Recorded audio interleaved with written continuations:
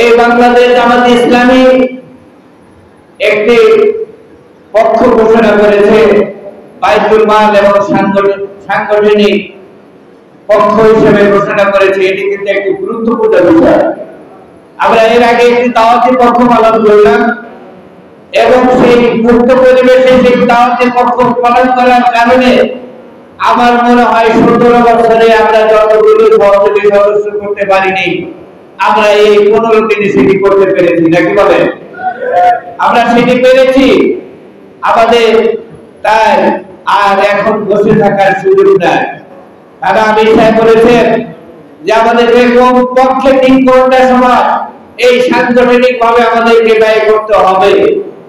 আমরা আমাদের নিজেদেরকে প্রশ্ন করি, আমরা এই সংগঠনের এই নিয়ামতপূর্ণ একটি সংগঠনে সম্পৃক্ত হয়ে আমি আল্লাহর কাছে জবাবদিহি করতে পারবো এরকম কাজ কতটুকু করি? এটি আমরা নিজেদেরকে আত্মসমালোচনা করি, নিজেদেরকে নিজে প্রশ্ন করি।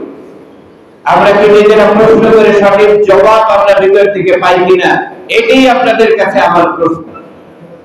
যদি সেই জবাব সঠিক না এসে থাকে তাহলে আমাদেরকে আগামী দিন থেকে সংশোধন হতে হবে। আমাদেরকে এই সংগঠনের জন্য নিজেদেরকে বিলিয়ে দিয়ে আগামী দিনের এই দেশকে কোরআনের রাজ কায়েমের জন্য যে ভূমিকা রাখা দরকার সেটি রাখবো ইনশাআল্লাহ। নাকি বলে? আমরা সেই ভূমিকা রাখবো তো ইনশাআল্লাহ। আল্লাহ পাক আমাদেরকে তৌফিক দেন। সেই সাথে আমি আপনাদেরকে অনুরোধ করব, আজকে যারা ক্ষমতায় ছিল, যারা ক্ষমতার আশা করে, তারা বিভিন্ন জায়গায় বিভিন্ন ভাবে সকল বিষয়গুলি দখলে নেওয়ার জন্য তারা চেষ্টা করছে। আজকে আমার এই বৈঠকে থাকা অবস্থায় একটি সংবাদ আমার কাছে আসলো, এলএসডি গোডাউনে ধান দেওয়া হচ্ছে। আপনারা কি জানেন? কেউ জানেন? এলএসডি গোডাউনে ধান দেওয়া হচ্ছে। ওসিলিটির কাছে আমার প্রশ্ন, তোমার বাবার এই গোডাউন নাকি? তোমার বাবার গোডাউন নাকি এটা? তুমি কোন সংগঠনের কোন দায়িত্বশীলের কাছে, প্রশাসনের কাছে, কৃষকের কাছে তুমি এটি পৌঁছিয়ে না দিয়ে একটি মাত্র সংগঠনের কাছ থেকে সেই মালগুলি কিনে নিচ্ছ, সেটি প্রশ্ন আজকে আপনাদের কাছে, আমরা তাদের কাছে জবাব দেব ইনশাআল্লাহ। আগামী দিনে এই কাজগুলি আমরা সাধারণ যাদের হক, যারা প্রাপ্য, তাদের কাছে পৌঁছিয়ে দিতে চেষ্টা করব।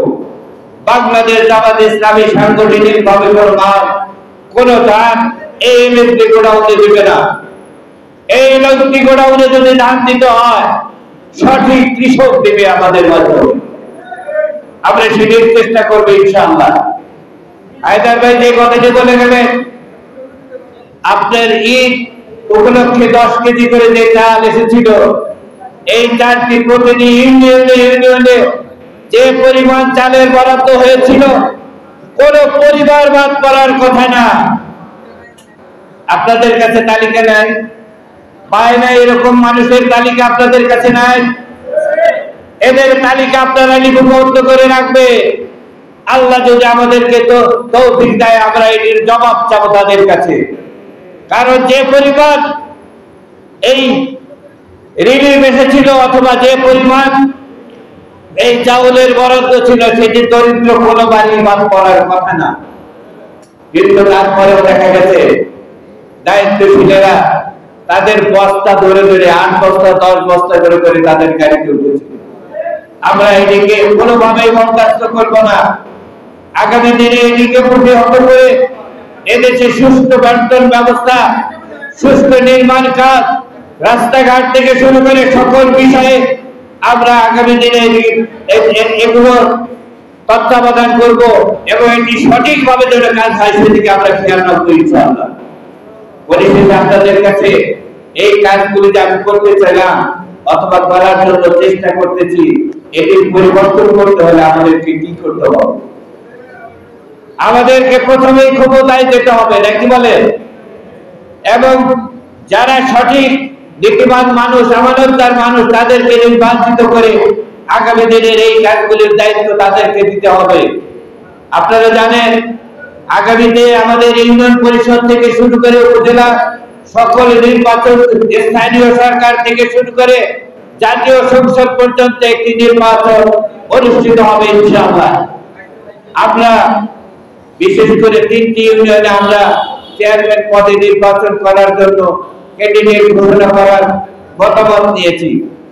আমরা যে ইউনিয়নে এই ক্যান্ডিডেট ঘোষিত হবে সেই ইউনিয়নের মানুষ সহ অন্যান্য ইউনিয়নের মানুষগুলো আমরা প্রতিটি ইউনিয়নে ঝাঁপিয়ে পড়ব এবং এই সব নিষ্ঠাবান যদি আমরা 3টি চেয়ারম্যান নির্বাচিত করি তাদের মাধ্যমে প্রমাণিত হবে আলী আহসান মুজাহিদ ভাইয়ের মতো, মতিউর রহমান নিজামীর মতো দুটি মন্ত্রী যথেষ্ট বাংলাদেশে যারা ইতিহাস করে গেছে, এই চেয়ারম্যানদের মাধ্যমে একটি ইতিহাস রচিত হবে ইনশাআল্লাহ।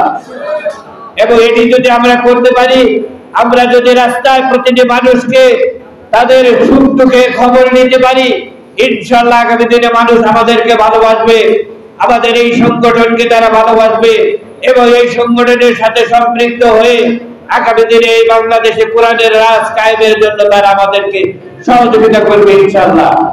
তাই আমি অনুরোধ করব, আমরা সবাই আসি আমাদের নিজ নিজ দায়িত্ব থেকে আমাদের নিজের দায়িত্ব পালন করে এই সংগঠনকে একটি শক্তিশালী করে আগামী দিনের বাংলাদেশ, জামাত ইসলামের বাংলাদেশ, আগামী দিনের বাংলাদেশ, কোরআনের বাংলাদেশ, এই জন্য আমাদের ইচ্ছা এবং আল্লাহ যেন এটি তৌফিক দেন, আগামী দিনে যেন বাংলাদেশকে আমরা ইসলামী শাসন হিসেবে কায়েম করতে পারি, এই আশাবাদ ব্যক্ত করে আল্লাহ সাহায্য চেয়ে আপনাদের সবারই সুস্বাস্থ্য মঙ্গল কামনা করে আমি আমার কথা শেষ করছি। আসসালামু আলাইকুম ওয়া রাহমাতুল্লাহ।